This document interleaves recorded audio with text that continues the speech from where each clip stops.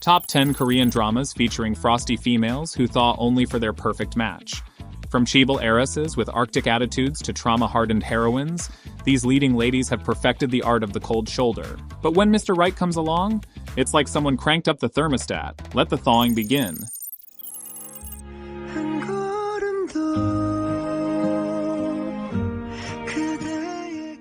Number 10. Tell Me That You Love Me. Alright, let's spill the tea. Tell Me That You Love Me isn't your run-of-the-mill romance. We've got Cha Jin-woo, played by the absolutely scrumptious Jung Woo-sung.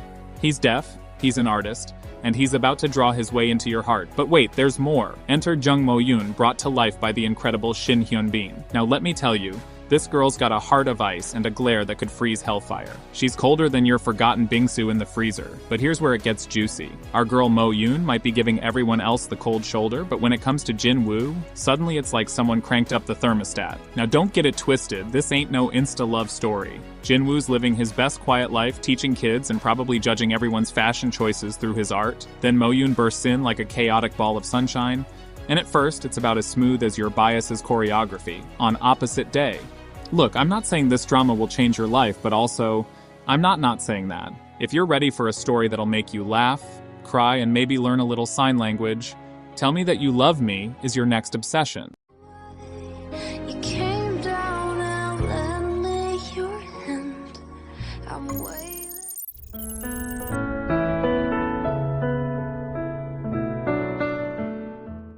Number 9. Hotel del Luna. At the heart of this ghostly tale is Jang Man-wol, brilliantly portrayed by Lee Ji-yoon. Now let me paint you a picture. Imagine the coldest, most intimidating boss you've ever met.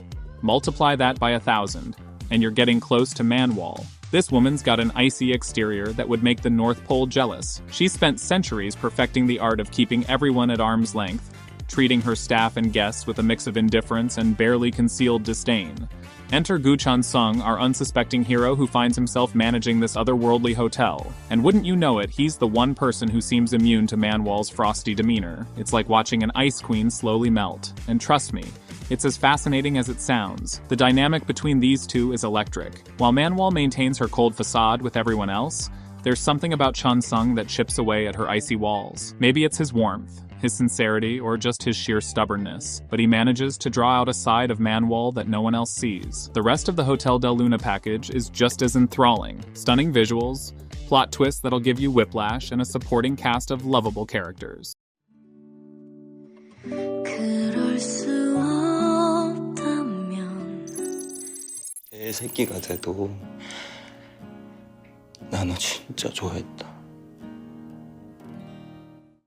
Number 8. My Liberation Notes. Picture this. A sleepy suburb just outside the glitz and glamour of Seoul. Here we meet the Yeom siblings, 3 ordinary people stuck in the hamster wheel of life, desperately searching for the emergency exit. Trust me, you've never seen a more relatable bunch of characters. First up, we've got Mi-jung, played by the brilliant Kim Ji-won. Now, calling Mi-jung cold is like saying the Arctic is a bit chilly. This woman has built walls so high around her heart, they'd make the Great Wall of China look like a picket fence. But here's the kicker. Underneath all that ice is a soul yearning for connection. It's like watching a human porcupine trying to give a hug. Painful? Yes. Captivating? Absolutely. Enter Mr. Gu, the human equivalent of a question mark. This guy shows up in town with more baggage than an international airport and about as much expression as a brick wall. But somehow he's the key to unlocking Mi-jung's frozen heart. Their interactions are like watching 2 emotionally stunted penguins trying to do the tango. Awkward, messy, but oddly beautiful. My Liberation Notes isn't just a drama. It's a mirror reflecting our own quest for meaning in a world that often feels meaningless. It's about the courage it takes to say, I'm not okay in a society that demands we always be okay.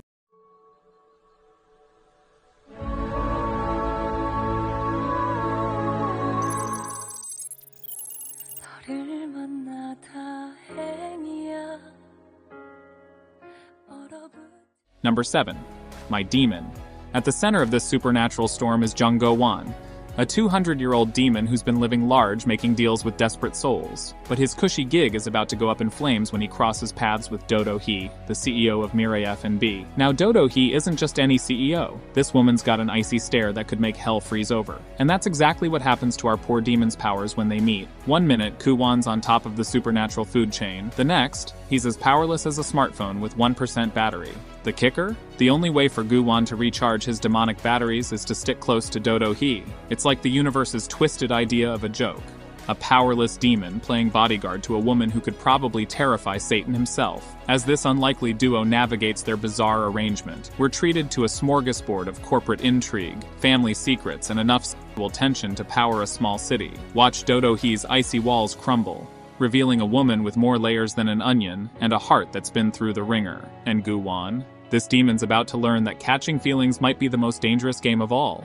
It's a crash course in humanity, served with a side of existential crisis.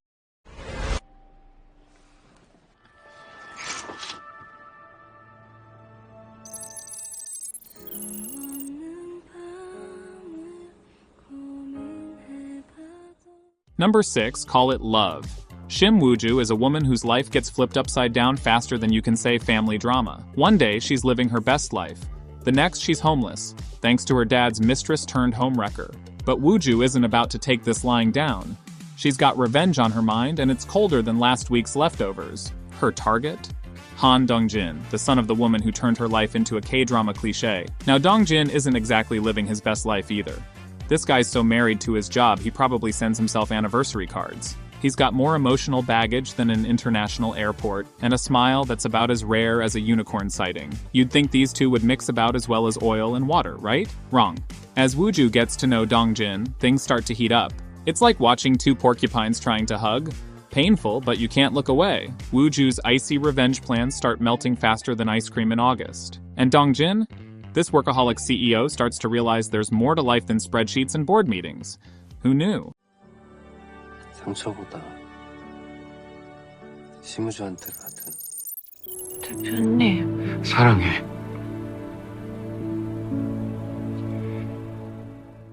Number 5, Itaewon Class. Our protagonist Park Sai-royi, with a jawline sharp enough to cut glass and a grudge that burns hotter than gochujang. This guy's life goes from zero to dumpster fire faster than you can shotgun a soju. One second, he's playing high school hero, the next he's watching his dad bite the dust thanks to some chaebol brat's need for speed. On the other side, we have Jo Yi-saw, the human equivalent of a Rubik's Cube. Complex, colorful, and frustratingly hard to figure out. This girl's got an IQ higher than Mount Everest and a heart colder than your ex's shoulder. She's a social media queen with a tongue sharper than a samurai sword, and she's about to turn Sei-roi's world upside down. Again. Now you might think Yi-saw's just another pretty face with a bad attitude, but hold on to your soju glasses, folks, because this girl's got layers. Underneath that icy exterior is a heart that's slowly defrosting, like a microwave dinner left out on the counter. And let me tell you, watching her fall for Sei-roi is like witnessing a glacier melt. Slow, messy, and strangely beautiful. This drama tackles everything from corporate greed to societal prejudices, all while serving up some of the most mouth-watering food scenes in K-drama history.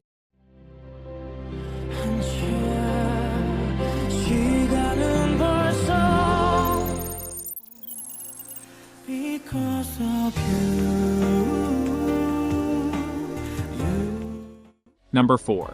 Angel's Last Mission, Love. It's about Lee Yeon-saw, our prima ballerina turned ice queen. This gal's got more walls than a medieval castle and a heart colder than your ex's side of the bed. After a tragic accident leaves her blind, Yeon-saw trades her tutu for a permanent scowl. She's the human equivalent of stepping on a Lego brick. Painful to encounter and leaves you wondering what you did to deserve this. But wait. Here comes Dan, our resident celestial troublemaker. This angel's got a mission more impossible than trying to eat just one chip. Make the Ice Queen fall in love. It's like trying to teach a cat to fetch. Theoretically possible, but likely to end with someone getting scratched. Dan's optimism is infectious, though. He's like a puppy in human form, all boundless energy and unconditional love. Watching him try to melt Yeon-saw's frozen heart is like seeing a marshmallow attempt to karate chop its way out of a steel box. It shouldn't work, but darn it if it isn't entertaining to watch. As Dan chips away at Yeon-saw's icy exterior, we're treated to a smorgasbord of emotions. There's enough tension to power a small city. Moments so sweet they'll give you cavities, and plot twists that'll leave you dizzy. It's like emotional parkour and you're along for the ride. Angel's Last Mission Love isn't just a drama, it's a visual feast. The ballet scenes are so beautiful, and when the fantasy elements kick in, it's like someone sprinkled fairy dust all over your screen.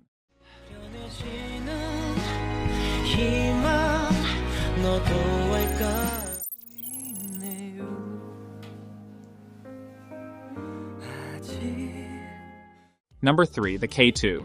Meet Kim Ji-ha, our brooding hero with abs so chiseled you could grate cheese on them. This guy's got more baggage than an airport carousel, including a dead girlfriend, a wrongful accusation, and a chip on his shoulder the size of Mount Everest. Enter Choi Yoo-jin, the ice queen herself. This lady's so cold, penguins ask her for cooling tips. As the wife of a presidential candidate, she's playing 4D chess while everyone else is stuck on tic-tac-toe. She's the kind of woman who'd make Cersei Lannister say, "Whoa, calm down, sister."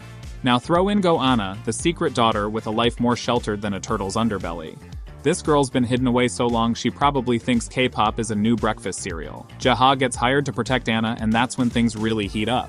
We're talking explosions, conspiracies, and enough tension to make you gasp. It's like someone threw Bodyguard into a blender with House of Cards, and added a sprinkle of Romeo and Juliet for good measure. The K2 isn't just a drama, it's a full-body experience. You'll laugh, you'll cry, you'll suddenly have the urge to take up kickboxing.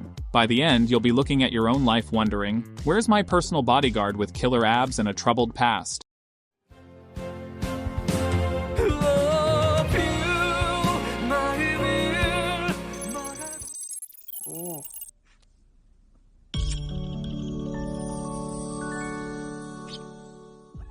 Number 2, Queen of Tears. At the heart of this emotional whirlwind are Hong Hae-in and Baek Hyun-woo.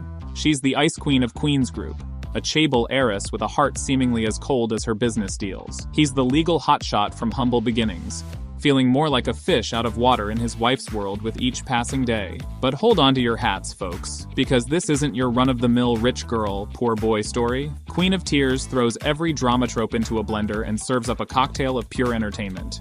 Just when you think you've got it figured out, in walks Yoon Sung, Hae-in's ex, ready to stir up trouble like it's his day job. And let's not forget the scheming mistress, Mo Seol-hee, who's got more tricks up her sleeve than a magician at a kid's party.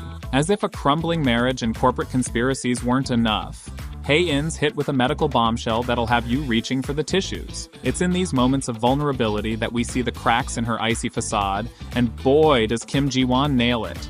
Now I know what you're thinking, another doom and gloom K-drama? Not so fast. This show's got more twists than a pretzel factory. Just when you think our lovebirds are done for, they start to remember why they fell for each other in the first place. It's like watching two people learn to dance together again after years of stepping on each other's toes. Whenever you come.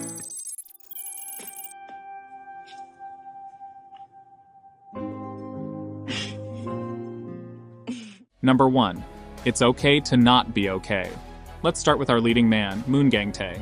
This guy's got shoulders broader than the Han River, not just in looks, but because he's carrying the weight of the world. He's been taking care of his brother since forever, and let me tell you, this dude deserves a world's best brother mug that's the size of the Seoul Tower. Enter Ko Moon-young, played by the electric Seo Ya-ji. Imagine if the Ice Queen from Narnia decided to write children's books, and you're halfway there. She's got a tongue sharper than a samurai sword, and a wardrobe that screams, "I'm rich and I know it," but underneath all that designer armor, a heart more fragile than your grandma's china. Now throw these two damaged souls together, and what do you get? Sparks flying faster than fireworks on New Year's Eve. But it's not all romance and butterflies. This show digs deep into the messy, uncomfortable parts of healing that most dramas sweep under the rug. By the time you reach the finale, you'll feel like you've run an emotional marathon.